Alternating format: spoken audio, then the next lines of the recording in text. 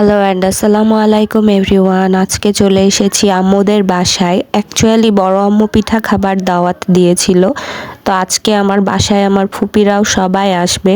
তো আজকে পিঠা খাবার প্রথম মেনু হচ্ছিল ভাপা পিঠা, আর আমি শীতের সকালে একটু চালগুলো রোদে দেওয়া ছিল, তার পাশে বসে রোদ নিচ্ছিলাম।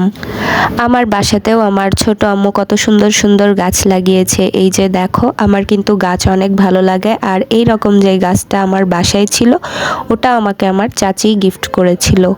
নারিকেল কোরানো হয়েছিল, তারপর খেজুরের গুড় কেটে ঝুরি ঝুরি করা হয়েছিল, চালগুলো শুকানোর পর মেলে ভাঙানো হয়েছিল। আর আমার বাসায় বর্তমানে সবাই রয়েছে, আমার ফুপি, আমার বোনেরা, বোনের বাচ্চারা। রাতে শুধু পিঠা না, পিঠার সঙ্গে তো পেট ভরাও কিছু খেতে হবে, তাই খিচুড়ি রেডি করা হচ্ছিল সবজি দিয়ে। সব কিছু রেডি করে নেওয়ার পর আমার বড় আম্মু পিঠা বানাতে বসেছিলেন, আর ভাপা পিঠার জন্য হাঁড়ি চুলাতে বসিয়ে দিয়েছিল। আর এই চুলাটা ছিল মাটির চুলা। পিঠা পুলি তৈরি করার জন্য আমার মনে হয় মাটির চুলাই বেস্ট।